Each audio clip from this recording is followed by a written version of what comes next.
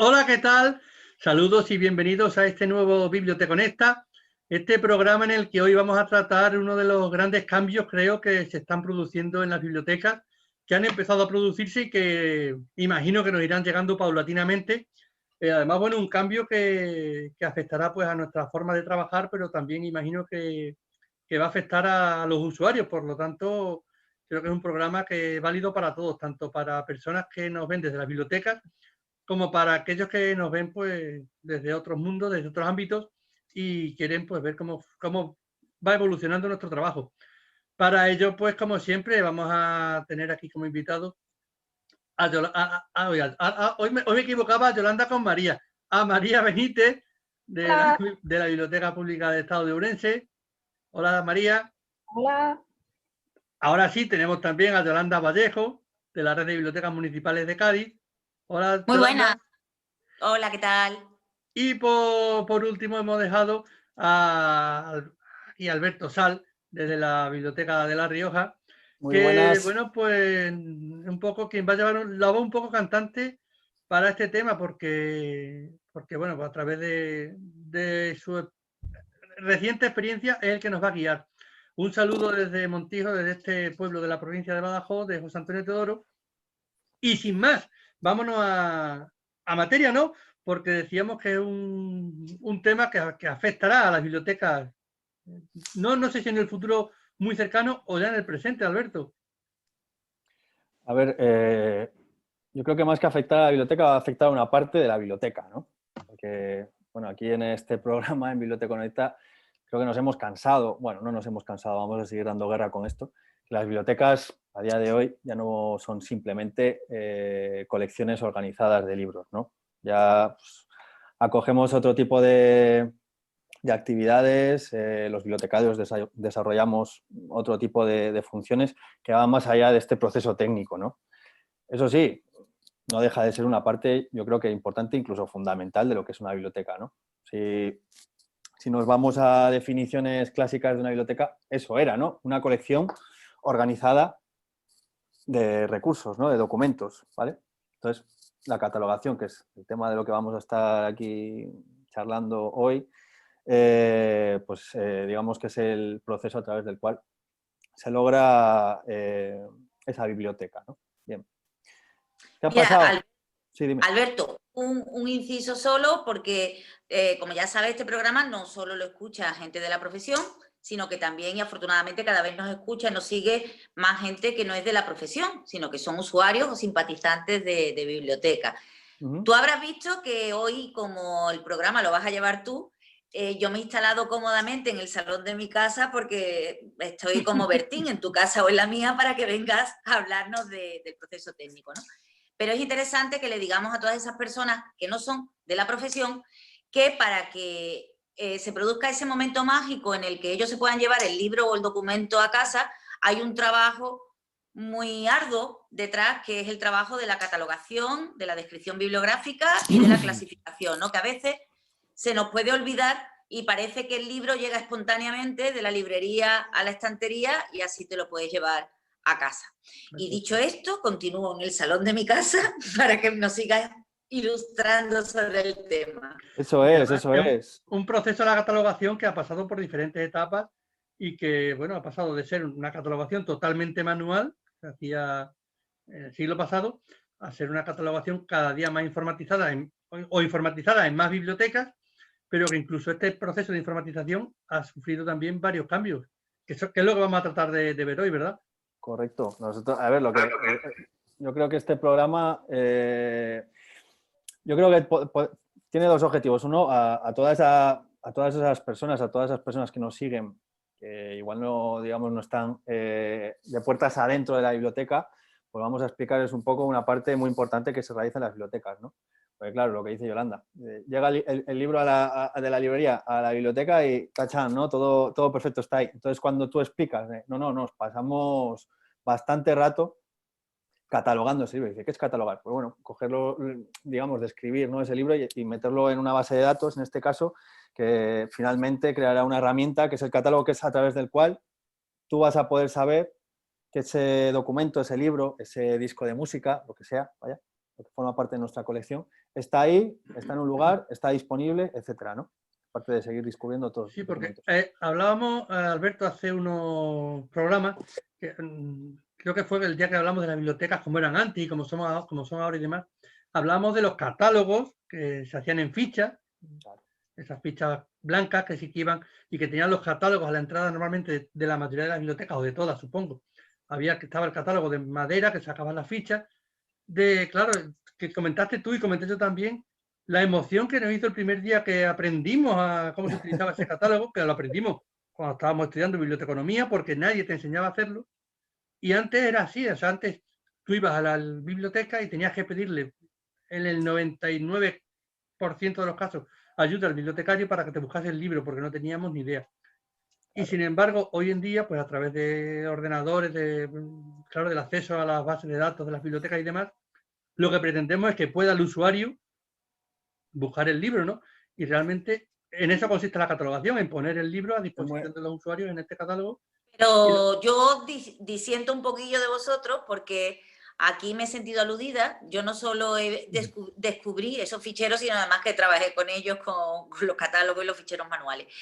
Pero es verdad que nos creemos que porque todo el mundo tiene acceso informático y todo el mundo sabe utilizar un teclado, todo el mundo sabe utilizar un OPAC, que es como se llama el catálogo en línea de las bibliotecas. Y a veces los propios bibliotecarios no damos la información o no le damos la formación oportuna a los bibliotecarios. Alberto, te estamos reventando continuamente el programa. Me estáis dando, digamos, con vuestros comentarios, es que vienen muy a cuento. O sea, el de José y el tuyo también, que hablas un poco de esas herramientas, ¿no? Que nosotros, antes en formato ficha, en esos cajetines, claro, y ahora con los OPAC, son herramientas que digamos que es producto del trabajo de un montón de gente en todas las bibliotecas, ¿no? Que se pasan horas y horas ahí tecleando, no sé qué, cogiendo un libro o eso, cualquier documento que vaya a formar parte de nuestra colección y pasando esos datos a una base de datos para que eso luego sea accesible. Pero luego, ¿qué pasa? Pues que no nos molestamos, ¿no? En enseñar cómo funciona esto, o no en la medida necesaria, ¿no? Entonces, claro, eso es muy interesante porque hace unos cuantos años, pues hace 20, 30, 40 años, claro, las bibliotecas eran esas instituciones y el bibliotecario, esa persona que mediaba entre la información y la sociedad, ¿no? O sea, la gente iba a la biblioteca y decía, oye, pues quiero esto, porque era el único instrumento, ¿no? Para satisfacer esas demandas informativas, ¿no?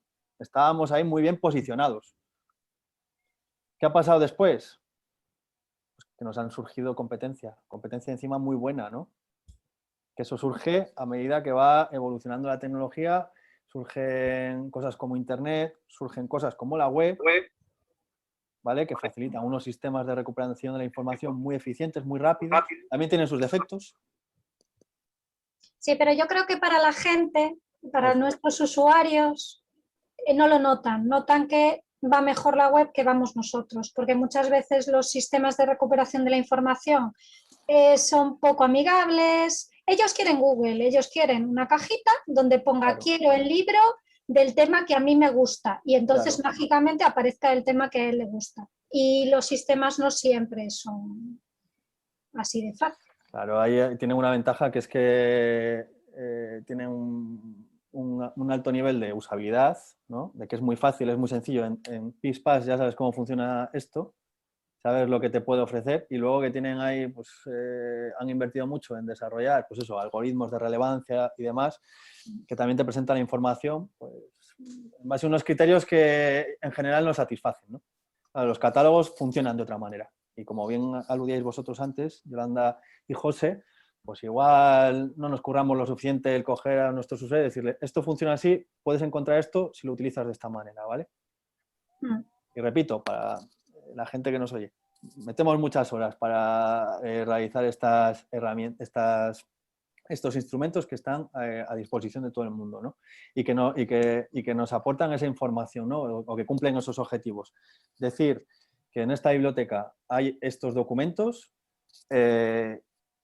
digamos que hacer una labor de relacionar estos documentos, ¿no? Pues este autor también ha escrito esto, o de esta materia también hay esto, y luego finalmente indicar al usuario que efectivamente, está disponible, no se lo ha llevado otro usuario, puedes venir a prestarlo si tienes tu carnet de usuario, ¿no?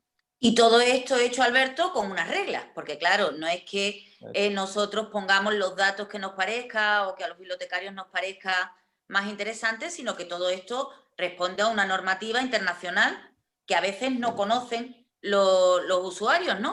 Pero que está totalmente reglado. Eso es un poco lo que, al hilo de lo que has comentado antes de esa idea que pueden tener nuestros usuarios de que, joder, ¿qué es eso de catalogar?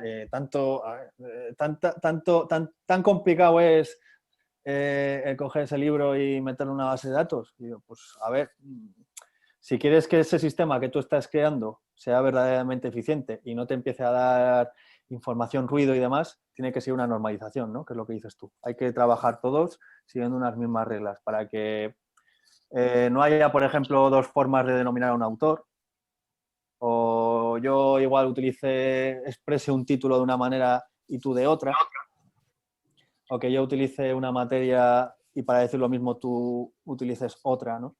Y entonces, para llegar a lo mismo, se estén utilizando dos caminos diferentes, por decirlo de alguna manera, ¿no? Como tú bien has dicho, hay que seguir unas normas, ¿no? Y en eso también los bibliotecarios o la comunidad bibliotecaria también se lo ha currado bastante, ¿no? Lleva, pues yo qué sé, prácticamente todo el siglo XX y parte de lo que llevamos del siglo XXI machacando con ese tema, intentando mejorar esos procesos de trabajo que seguimos, ¿no? Entonces, vaya, toda esta introducción, ¿no?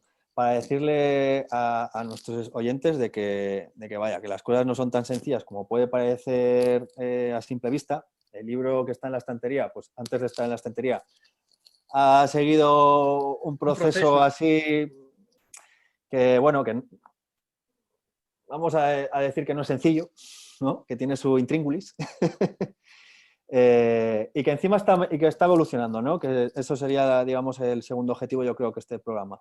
Que en los últimos años la comunidad ha espabilado bastante para que todo ese trabajo que realizamos no sirva solo para la comunidad bibliotecaria, ¿no? Todos esos esfuerzos que invertimos para describir para describir genial ahí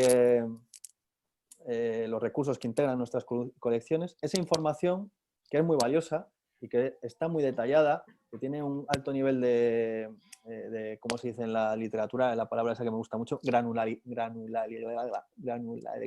no sé cómo se pronuncia. Mucho detalle. Bueno, ¿qué es lo que tú quieres decir? Que va al detalle. Eso es, que está muy bien estructurada. ¿Qué es lo que le hace falta a la web? Que la web es realmente lo que decíamos, te proporciona un montón de información, pero es una locura. Está totalmente loca. O sea, y no entiende nada la web. Simplemente pones Montijo, pum, y te va a saltar todo de Montijo, pero no sabes si estás diciendo que lo que quieres exactamente es Montijo en Extremadura, ¿no? Entonces, eso es lo que trabajamos nosotros muy bien, los bibliotecarios. Pero claro, ¿en qué estamos centrados ahora? En que toda esa información pueda reutilizarse en la web y hacer una web más inteligente. Y sobre todo, pues, lo que creo que has dado también en la clave, Alberto, que va a ser hoy la frase más repetida, seguro, del programa, que buscamos la estandarización. O sea, que no se duplique la información. Aparte. Y sobre todo, bueno, aparte de que no se duplique, que lo que tú dices, que no se presente de dos formas diferentes, porque lo que necesitamos es, bueno, pues eso, que aparezca solamente una opción y que esa sea la válida para que, bueno, pues para que lo que comentas, que la información que localicemos sea veraz y eficaz. Sí, bueno, pues ese es el objetivo del programa también de hoy, ¿no? Vamos a hablar de esos nuevos estándares que se están introduciendo. Eso es. Es una parte audio. Igual no es muy sexy esta parte, ¿no? No como otras cosas que hacemos en las bibliotecas. Bueno, depende de quién lo diga. Igual si lo dices tú, un poquito más. Pues entonces, espero decirlo bien, ¿eh? Entonces, vaya. Sí. No, continúa tú, es por... Continúa, José. No, que decía eso, que son nuevos métodos a los cuales pues nos tendremos que ir adaptando. Y bueno, por ejemplo, yo es que eso, en mi caso hoy vengo a aprender totalmente. Porque, bueno, vamos a hablar de, por ejemplo, eso, la RDA, ¿no? Eso es. Que a mí me nombran la RDA y a mí eso me suena pues a la Guerra Fría y a cuando esos atlas que nos donan algunas veces, en los que aparece Alemania dividida por el muro de Berlín todavía, ¿no? Es que además coincide más o menos en esa época, ¿no? Que sería finales de los 80, principios de los 90, cuando a los bibliotecarios, ¿no? A nivel internacional, ¿no? En esos foros internacionales, como es por ejemplo la IFLA, ¿no? Que la IFLA siempre nos salva la vida. La IFLA siempre está ahí para solucionarnos nuestras papeletas a los bibliotecarios, ¿no? Pues empieza a darle vueltas a esto. La IFLA, que por si alguien nos está viendo, no sabe lo que es la International Federation of Library Associations, ¿no? O sea, una asociación internacional de bibliotecas. Más o menos. Donde se junta ahí la gente en diferentes, los bibliotecarios profesionales. Son las que ordenan un poco cuál es el camino que debemos seguir todas las bibliotecas. Las que nos marcan ahí el nuestro destino. José, que digo yo que para haber venido tú hoy a aprender, no callas, ¿eh? No. Es que llevo toda la semana callado en la biblioteca. Bueno. Maestro, continúe. Eso es. Voy a recordar un poquito ese concepto antes que de biblioteca, igual un poquito más tradicional, ¿no? Que se usaba, pues, yo creo es más tradicional, antes más limitado quizá con lo que ahora entendemos con una biblioteca, que es un espacio más amplio, más multidisciplinar, ¿no?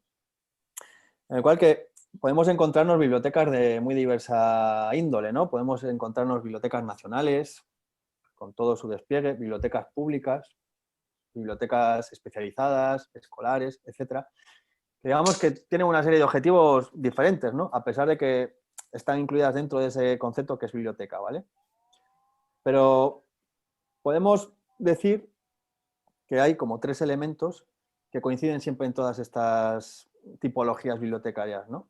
Que sería de que tienen una colección, que tiene que estar organizada y que tiene que estar difundida para darle acceso a sus usuarios, ¿no? Vamos a marcar que eso es como la piedra angular de toda biblioteca, ¿no? Dentro de esta definición tradicional, que igual mucha gente dice, la biblioteca ya no es solo libros. Bueno, la biblioteca de momento a día de hoy sigue siendo libros. Vamos a dejarlo ahí, ¿no? Yo por lo menos soy de esa opinión, ¿vale? Entonces, lo que decía, haciendo un poquito de repaso, esa organización se realiza a través de este proceso sumamente complejo, que es la catalogación, que igual muchos de nuestros usuarios, iba a decir, de nuestros oyentes, pues igual sí que se han encontrado alguna vez ante un registro bibliográfico, ¿no? Igual han tenido esa oportunidad de entrar a un catálogo y encontrarse esa descripción que nosotros trabajamos tanto, ¿no? Que cómo estaría compuesta así muy brevemente, ¿no? Pues tenemos un punto de acceso, que sería, normalmente suele ser, digamos, el nombre del autor, el autor que ha hecho ese documento, ¿no? Que está normalizado, es decir, sigue unas pautas muy concretas para que esté expresado como está, ¿vale? Porque lo que decíamos, si yo lo expreso de una manera en la biblioteca en la que trabajo, pero va María en Ourense y lo expresa de otra manera, ya la liamos. Vamos a duplicar, ¿no? La información, eso no va a servir para nada, porque lo que ha hecho María va a llevar a un grupo de documentos y lo que he hecho yo va a llevar a otros, no va, digamos, a llevar a todos los documentos que ha hecho esa persona, ¿vale? Luego estaría la descripción bibliográfica, que es donde están expresados los datos que identifican a ese documento. El título, la fecha en la que está publicado, la editorial, el lugar donde fue editado, la extensión, la descripción física general. Alberto, yo esto, para este tipo de datos que tú estás dando, bueno, a veces cuando doy clases de descripción bibliográfica y de catalogación, siempre pongo el mismo símil. La ficha bibliográfica, la descripción bibliográfica podría ser como el asiento del libro de registro de un recién nacido, donde te encuentras el nombre por el que se va a conocer al niño, que es un nombre normalizado y que no puedes ponerle al niño pelotilla, sino que el nombre tiene que estar bien expresado, y luego tendríamos su padre, su madre, el lugar donde nació, en la fecha en la que nació, el peso, que tú sabes que siempre cuando te hacen el asiento en el esto, pues pesó 3,9 kilos, nosotros ponemos el número de página, entonces, y un poco yo lo comparo con eso, es como su carnet de identidad del libro, ¿no? No, me parece una muy buena comparación, lo que pasa que nunca la he hecho porque, claro, como todavía no soy padre, no me he visto, no me he enfrentado todavía. No te has visto en esa tesitura. No. Y el mío, la verdad, que yo creo que tampoco lo he visto, mi partida de nacimiento, la verdad. Pero bueno, sí, es un buen ejemplo, la verdad. Lo que tú has dicho, no sé si se puede aportar un poco más. Quizá el tema de que, claro, en ese registro bibliográfico que estamos hablando, para un poco que la gente se haga una idea, claro, también tiene que haber datos, yo qué sé, más datos, por ejemplo, la materia, de qué trata ese documento, ¿no? O sea, es una novela, es un libro, un ensayo que trata sobre física cuántica, sobre registros bibliográficos, también puede ser, ¿no? Entonces también este producto que nosotros realizamos pues tiene esa información, una manera de acceder a él, una descripción de lo que es, ¿no? Ese documento al que está haciendo referencia, esas materias que identifican lo que trata, que también viene con un código que es la CDU, que es una cosa que, como eso habría que hacer un programa diferente para explicarlo, ¿no? Sí, algún día hablaremos de ella. Y luego, por supuesto, una asignatura topográfica que te diga, vale, este libro está en este estante, en este lugar físico de la biblioteca, para que tú puedas ir a él, localizarlo, cogerlo y prestarlo, ¿no? Digamos que eso sería ese registro bibliográfico, que el conjunto de todos los registros bibliográficos componen nuestro catálogo, ¿vale? Que es esa herramienta súper fantástica a la que todos los usuarios de las bibliotecas están invitados a acceder, ¿vale? Bien.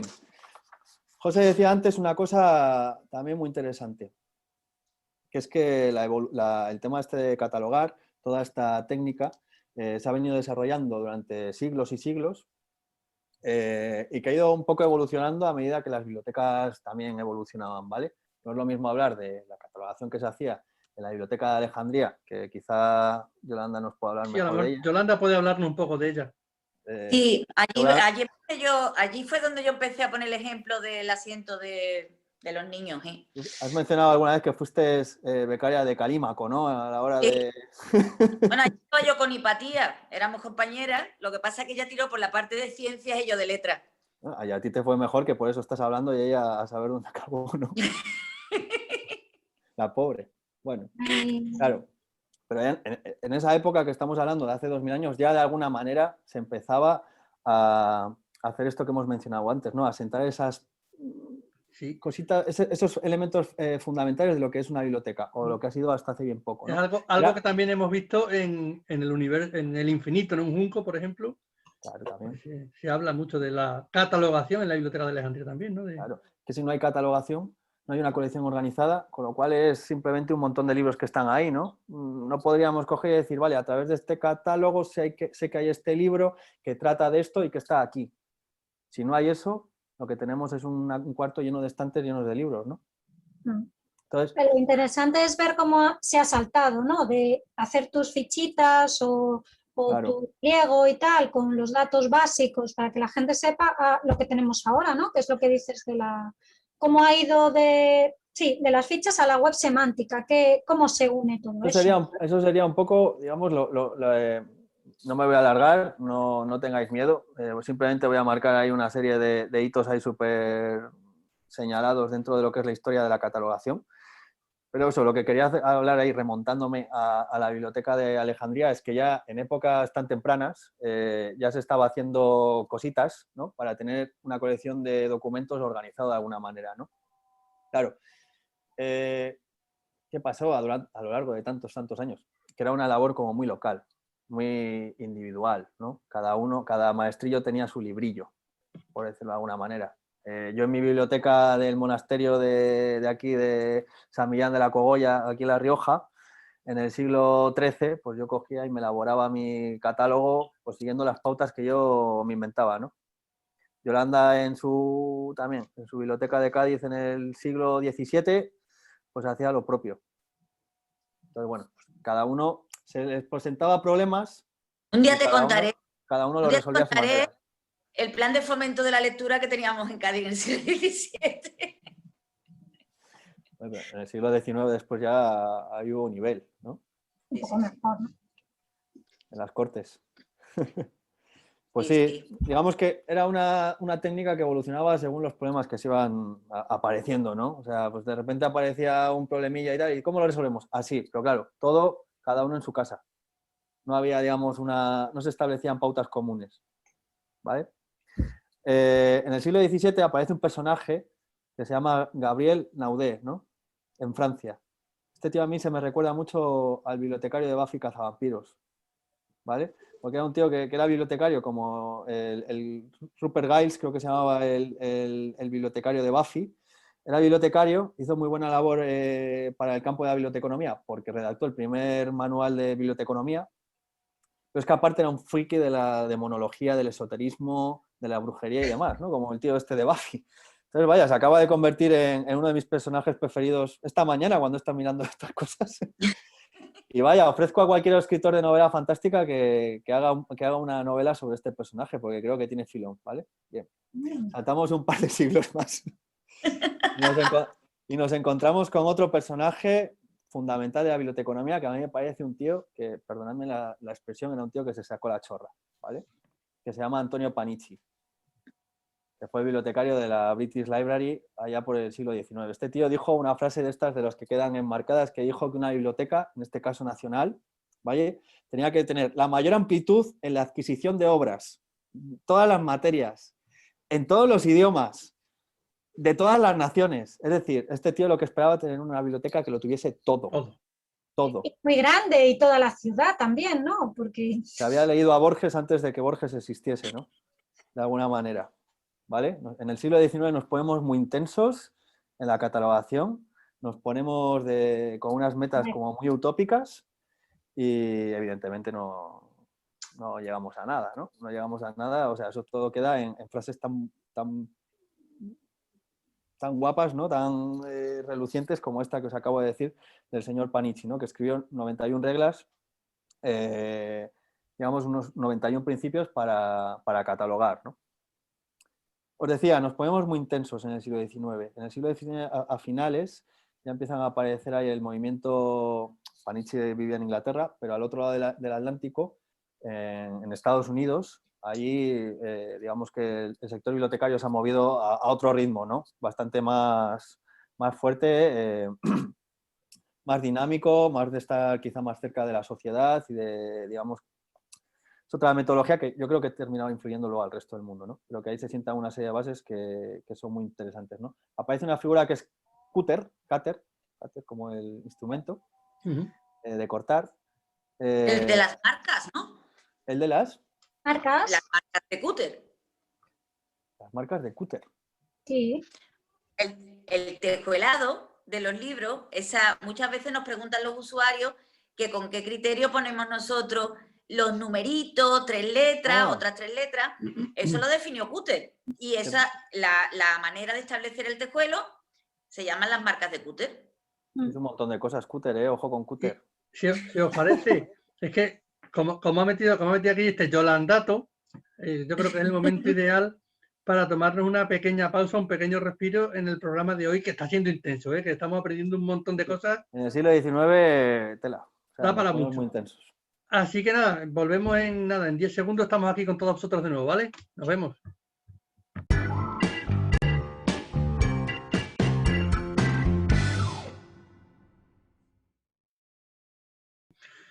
Ya estamos de vuelta en este Biblioteconecta, en el que hoy estamos hablando pues, sobre estas normas de catalogación y de trabajo interno con los documentos.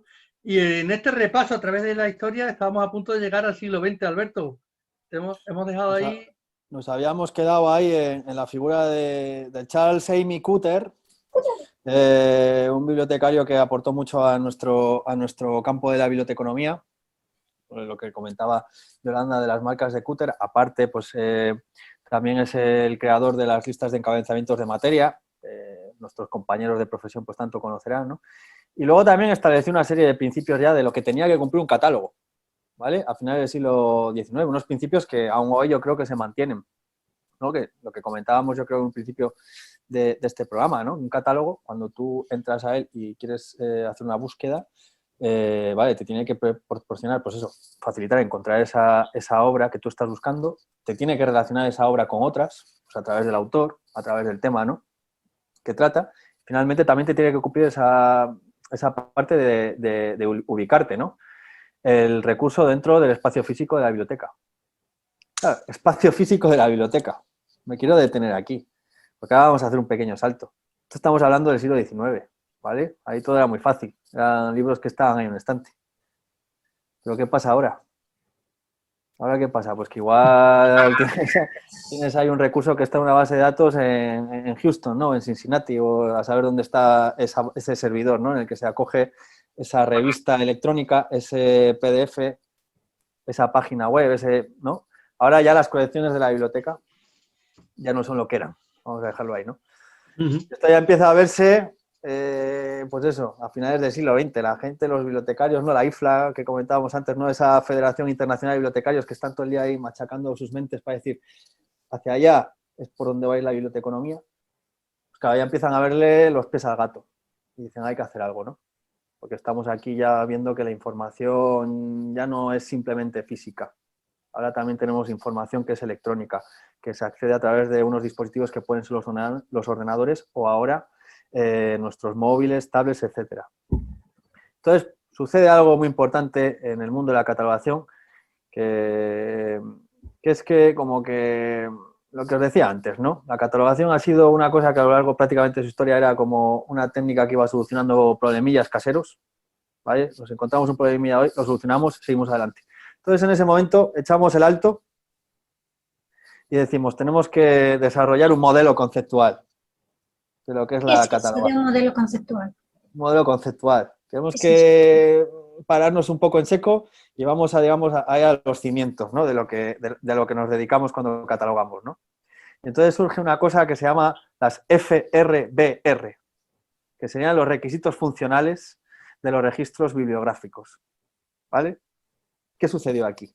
Esto sucedió en los años 90. ¿Qué sucedió aquí? A lo largo de casi 10 años, estos bibliotecarios estuvieron dándole vueltas en plan, vale, estamos en un momento en el que ya empezamos a trabajar con bases de datos. Ya no es lo que decíais, esos catálogos escritos con fichas de papel que están en unos armarios y que la información está hasta 4 veces presentada, ¿no? A través del autor, a través del título, a través de las materias que tratan, ¿no? Y que hay que estar ahí buscando para saber dónde está el libro. No, ahora estamos trabajando con bases de datos, todo está automatizado, todo es más fácil. ¿El sistema que estábamos utilizando antes es el adecuado para este nuevo contexto?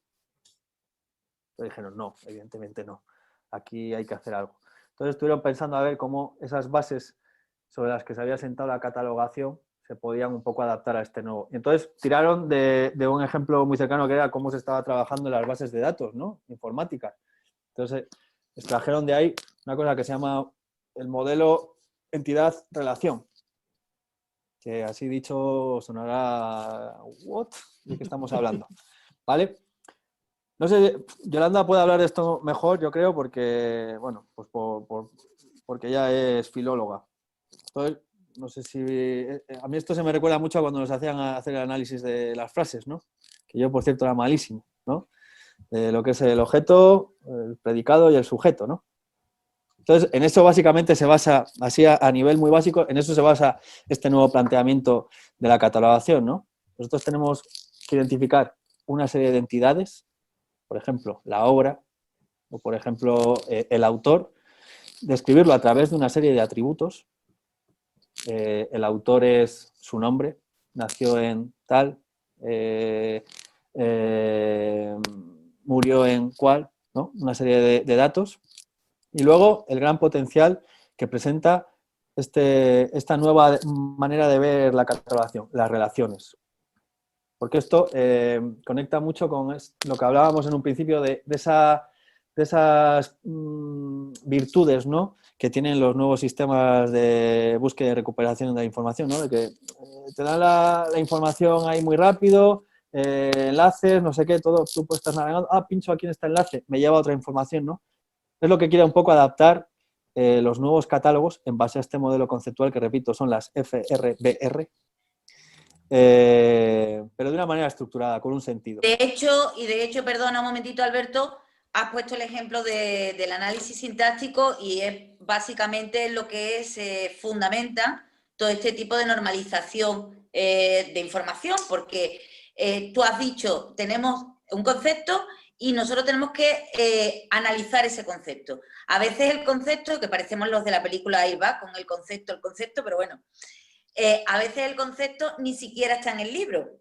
Igual que muchas veces el sujeto o el objeto directo tampoco está presente en la oración, sino que está omitido y lo tienes que sobreentender, ¿no? De ahí que la labor del catalogador no es simplemente una labor mecánica de coger una plantilla y volcarla, sino que ejerce o necesita un proceso de investigación y de creación bastante importante. Y dicho esto, continúo. Antes has utilizado el ejemplo de la partida de nacimiento, o sea, de la que yo todavía no tengo ni pajolera idea de cómo es. Entonces, para explicar esto del modelo conceptual este que establecen las FRBR y que dan un giro bastante brusco a cómo entendemos los bibliotecarios o los catalogadores, la catalogación, tengo aquí esta imagen que os voy a compartir, ¿vale? A ver si se ve. ¿Estáis viendo? Sí, funciona. ¿Vale? Me salís en medio. Es esto, ¿no? Sí. ¿Lo veis bien? Vale, tenemos un sujeto que sería Tolkien, que a su vez estaría descrito con una serie de atributos que ya hemos comentado, por ejemplo, dónde nació, cuándo, en qué fecha nació. Claro, fecha de nacimiento y muerte y demás. De muerte. ¿A qué se dedica? Incluso quiénes fueron sus padres. Si es algún seudónimo, tal. Las sí. instituciones con las que estuvo relacionado, por ejemplo, la Universidad de Oxford, ¿no? Que a su vez ellos también serían entidades y tendrían también sus propios atributos, ¿vale? Hay un predicado, que es lo que establecería la relación. Tolkien escribió, y luego finalmente el objeto, que sería el Señor de los Anillos, que a su vez también establecería, o sea, sería una nueva entidad, ¿no? En este caso, la obra.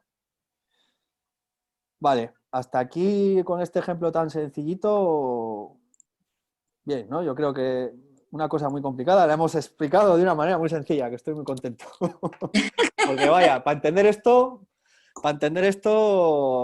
bueno, a mí me costó, ¿eh? Sí, yo creo que el salto de lo tradicional a esta nueva conceptualización ha sido bastante grande. Pero claro, la duda es, ¿y con esto qué hacemos? Porque yo he leído artículos, he leído libros, he leído posts, esto está muy bien explicado, entiendes todos los conceptos, pero luego realmente, ¿cómo lo utilizas?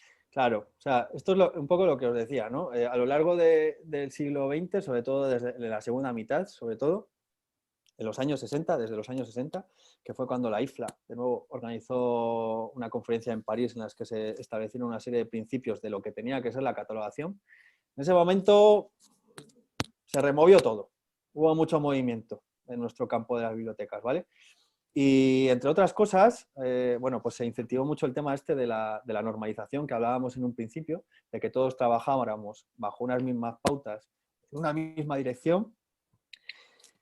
Y surgieron ahí dos documentos, ya sé que me he vuelto un poquito para atrás, pero bueno, es un poco para explicar ahí la pregunta de María, ¿no? Y surgieron dos herramientas muy importantes. Una es las ISBD, que sería unas normas de catalogación que establecen una serie de pautas, una serie de áreas que tiene que tener una descripción bibliográfica, es decir, cómo tenemos que expresar la información que contiene un documento, ¿vale?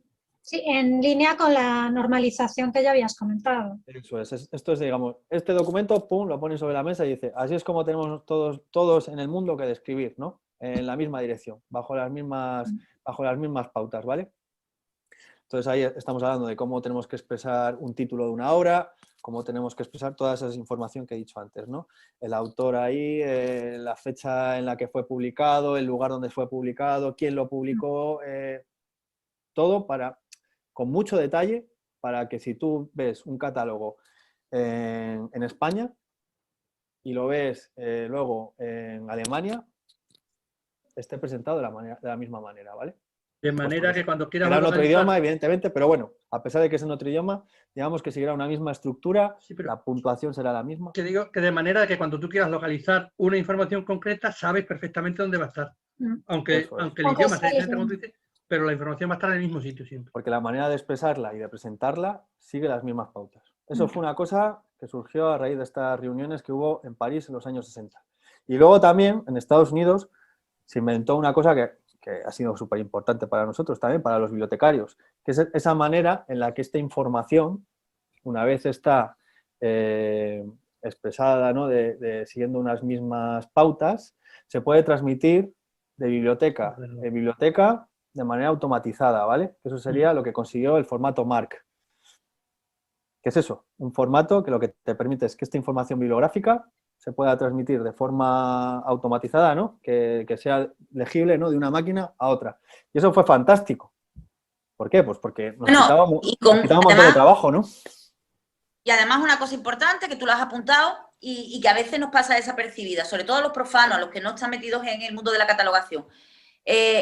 La puntuación que aparece tanto en el formato MAR como en el formato ISBN es una puntuación que está utilizando signos ortográficos, pero que no tienen el significado que tiene el signo ortográfico. Entonces, mucha gente habrá visto en el catálogo de las bibliotecas un punto y coma, 2 puntos, un guión, pero eso no significa que detrás de los 2 puntos que vayamos a presentar al narrador o al que habla en primera persona, sino que es una convención ortográfica que solo se entiende en el mundo de las bibliotecas.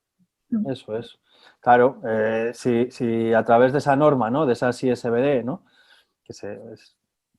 A través de ese documento, una biblioteca en Inglaterra o en Alemania o en China, digamos, está trabajando. Claro, yo voy a ver esa puntuación y digamos que va a ser el mismo uso que yo le estoy dando aquí, ¿no? No hay vuelta de hoja. Entonces eso fue muy importante. Junto a eso y con esa capacidad o ese formato que también compartíamos todas las bibliotecas, bueno, casi todas en un principio, evidentemente, para transmitir la información, claro, a través de esa normalización, de ese trabajo, digamos, en común en la misma línea, pues conseguimos poder compartir información, lo que reduce nuestros esfuerzos de trabajo, ¿no? Y eso fue fantástico. Claro, eso fue, bueno, solucionó un montón de problemas en las bibliotecas, porque te ves así con una montaña así, ¿no? De libros o de películas o de lo que sea, y tienes la capacidad de coger y a través de sistemas automatizados ponerte en contacto con otra biblioteca.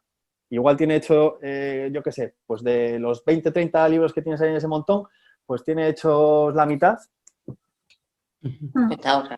Pues ya está, lo capturas, lo metes en tu catálogo y como sigue esas mismas pautas establecidas, pues genial, ¿no? Tú luego tienes que igual matizar un poquito algún dato que se utilice a nivel local, por supuesto, añadirle información topográfica. Y tu localización, claro. Eso es, que vincula ese documento a tu propia colección, a cómo está organizada y genial, ¿no? Sí, pero bueno, la ficha madre, por así decirlo, pues ya Sí, está hecha, entonces es común porque hay que catalogar los descendientes, ¿no? Claro, es común porque el mismo ejemplar será el mismo en Montijo que en Logroño, ¿no? Por eso es importante seguir estas normas para que todos las tengamos igual, claro. Como decíamos, todo esto funcionó muy bien durante 30, 40 años, pero llega Internet, llega la web y llega pues, otras formas en las que la información está expresada y en las bibliotecas nos quedamos un poco solos. Nos damos cuenta de que nosotros estamos produciendo un montón de información muy buena, muy estructurada, ¿no?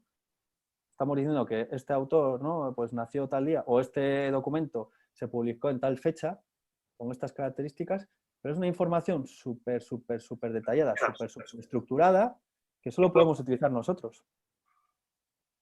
Entonces, claro, todos estos movimientos de la web semántica, del Open Access, el Open Data, el Big Data, el Data no sé qué, no sé.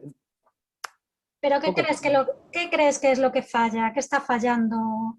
Pues Los sistemas informáticos, la infraestructura informática, la colaboración. Hay varios puntos, yo creo. Por ejemplo, los formatos que utilizamos, en concreto el MAR, pues igual es un formato que, claro, solo utilizamos los bibliotecarios.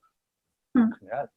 Entonces, vale, ha habido un montón de esfuerzos para que ese formato interopere con otros. O sea, que haces como mapeos, puentes, ¿no? Entre este formato y otros que sean más comunes. ¿Nos parece también que el problema que tenemos con todas estas cosas es que siempre le hemos ido metiendo parches? Desde que se empezó la informatización, todo ha sido parches.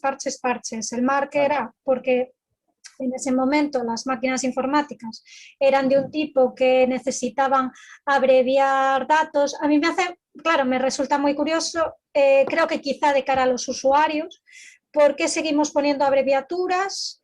Cuando eso era porque las fichas catalográficas, cuanto menos cosas pusieras mejor, así te cabían mejor, no tenías que estar haciendo más fichitas ni nada. Igualmente, cuando empezaron los ordenadores, cuantos menos caracteres pongas, porque si no, no te cabe, que el ordenador es muy pequeñito y la memoria que tiene no le llega, cuanto menos, Es un poco lo que te decía antes de que hemos ido poniendo parches. Está muy bien para explicar eso de que era una técnica que iba evolucionando a día con los problemas que se te presentasen.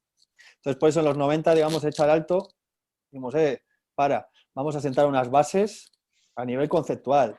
Y en esto te respondo a ti lo de antes. FRBR, de por sí, no se puede aplicar a nada. Digamos que a partir de FRBR, de ese modelo conceptual basado en esa estructura de entidad-relación, lo que hablábamos antes con esto de Tolkien, eso tiene que influir en los códigos de catalogación, en esas normas a través de las cuales nosotros podamos aplicar esas enseñanzas de forma práctica, ¿vale? En nuestra tarea de catalogación. Y entonces es cuando surge la República Democrática de Alemania, ¿no? Perdón, la RDA, ¿vale? RDA, que digamos que su acrónimo real es, ¿cómo es? Resource Description Access, ¿no? Que sería como acceso a la descripción de los recursos o algo así, ¿vale? Digamos que esto no es que sea exactamente un código de catalogación internacional, como lo tenemos entendido hasta la fecha, como eran nuestras reglas de catalogación, que a mí me parece maravillosas, eran maravillosas nuestras reglas de catalogación, porque tú cogías tu libro de rojo de las reglas de catalogación, bueno, rojo, que igual con el tiempo ahora es granate. Esa edición para mí es muy moderna, yo tenía uno gris. El gris. Uno ¿No gris. tienes el rojo? Esta es la sexta reimpresión de julio de 2007. Esta. Yo tengo la gris. Yo tengo la que tiene José. Y además, en edición del 91. La de 2 tomos. La de 2 tomos, a fondo antiguo ya. Esto, vaya. Ahora hablamos de cómo está planteado las RDA. Y sobre todo, lo que tenemos que ver, porque se nos va terminando el tiempo, se nos echa el tiempo encima, que sabéis que es una norma también que tenemos fijada, y también tenemos que hablar sobre los retos que se presentan a las bibliotecas, ¿no? Porque estamos en un punto en el que ¿en qué punto nos encontramos ahora mismo? Pues estamos en ese punto en el que yo, aquí en España, estamos tratando de implementar la catalogación en RDA, ¿no? Queremos... Esto, digamos, que esto también ya, digamos que es cosa del pasado, ¿no? Porque hace ya unos cuantos años que la Nacional decidió, digamos, adoptar totalmente las ISBD, ¿no? Para, digamos, establecer esa descripción bibliográfica. Y ahora está en ese proceso de transición hacia las RDA. Lo que decía, este libro a mí me parece fantástico cómo está estructurada la de catalogación. Quizá es porque aprendí a catalogar con ello y me resulta muy fácil, ¿no? Abrir y localizar la regla en concreto y tal. En RDA, la cosa cambia, ¿eh? La cosa cambia. Y cambia desde el punto de vista a nivel práctico, en el que ya no hay libro, ya no hay documento físico. Ahora hay, digamos, un acceso a una aplicación que se llama el RDA Toolkit, que tienes que pagar una suscripción para acceder. Entonces tú accedes y eso, claro, pues facilita mucho el tema de actualizar cada una de las actualizaciones que se realizan y tal. Bueno, ya de por esas cambia la manera en la que nosotros buscamos la información para catalogar, ¿no? Ya en el propio día a día de nuestro trabajo, ¿no? Y luego, claro, establece, muy inspirada en FRBR, esa manera de estructurar la catalogación, porque ya no es que nosotros tengamos este libro de por ejemplo, y tenemos el ejemplar, que es lo que tenemos en todas las bibliotecas. Esto es lo que nos llega, es esto. Entonces miramos, venga, vale, a la portada, este es el autor, lo tengo en mi base de datos, lo capturo, ya tengo el punto de acceso. Ahora miro cuál es la fecha de edición, no sé qué. Tengo que consultar estas fuentes, ¿no? Pues prioritarias, pues la portada. Eso ya cambia totalmente, porque ahora hay que, digamos, que establecer esa catalogación por niveles. Primero tengo que saber la obra, que la obra, digamos, que sería como... todo lo que se habló antes. El concepto de la sin materialidad, sin estar expresado físicamente en un soporte. Eso sería la obra, que digamos que es como el concepto. El concepto hay algo Airbag, ¿no? El concepto. Luego eso se expresa a través de las expresiones, valga la redundancia, que sería, pues, por ejemplo, este libro originalmente se publicó, me imagino que en inglés, ¿no? Claro, esto es una expresión porque es una traducción al castellano, ¿no? Ya no es ese concepto de obra tal y como la concibió el autor, ¿no? Que él la escribió, el Yuval Noah Harari la escribió en inglés, y eso es como él planteó la obra. Luego viene otro señor, que es el traductor, y la trae al español. Entonces ya tenemos una expresión, algo diferente, ¿vale? Pero claro, Luego ya viene la editorial, en este caso Debate, y lo manifiesta de una manera, que es en esos tantos ejemplares que edita y que pone a la venta y nos llega a la biblioteca. Y luego finalmente está este libro que es el que yo tengo en mi biblioteca, este ejemplar que es único, que sería el ítem, ¿no? He establecido 4 niveles.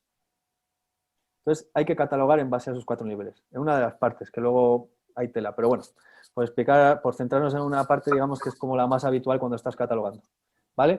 Entonces ya veis la diferencia, y parece fácil, ¿no? O bueno, no creo que parezca fácil realmente, pero vaya, es un salto en la concepción de nuestro trabajo que lo que preguntaba José, ahora mismo se está adaptando la Nacional, la Biblioteca Nacional, que es la que marca un poco las pautas de este tema en nuestro país. Si no recuerdo mal, creo que empezó a catalogar en RDA a principios de 2019, ¿vale? Entonces, como hablábamos en otros programas, en las bibliotecas, como en tantos otros lugares de la administración, la cosa va lenta, hay que explicar muchas cosas, muchos cursos, mucho leer, y lo que decías tú, María, también, mucho de que nuestros soportes informáticos, nuestros sistemas de gestión, etcétera, que es la herramienta con la que también trabajamos, adapten estos cambios, ¿vale? Que se RDAdicen o como queréis llamarlo, ¿vale? Sí. Que es una cosa importante y que desgraciadamente a veces tampoco depende mucho de nosotros, porque igual nosotros tenemos un ritmo y estas empresas o que nos proporcionan estos soportes informáticos, pues igual van a otro, ¿no? Pero bueno, ahí está la cosa, Pues se nos abre, yo creo que un mundo apasionante, ¿eh? O sea, bueno, es Y momento ojo, para que que no hemos hablado nada de BitFrame, ¿no? Ahí lo dejo. no Yo da todavía no tiempo lo a entiendo. todo. Todavía no lo entiendo. Pero como decíamos, bueno, pues ya digo, se nos abre ahí una nueva era a las bibliotecas, pero bueno, todo encaminado también a hacer, como ya hemos dicho, los documentos más accesibles para nuestros usuarios. Claro. Y ya sí que no nos da tiempo a más, ¿no? Porque hemos llegado al final del programa de hoy. Esperemos que haya sido de utilidad. Y como siempre, le vamos a dar pues el último minutito a nuestra querida Yolanda para que nos ofrezca pues lo que ya todos estamos esperando, esa cita con Yolanda.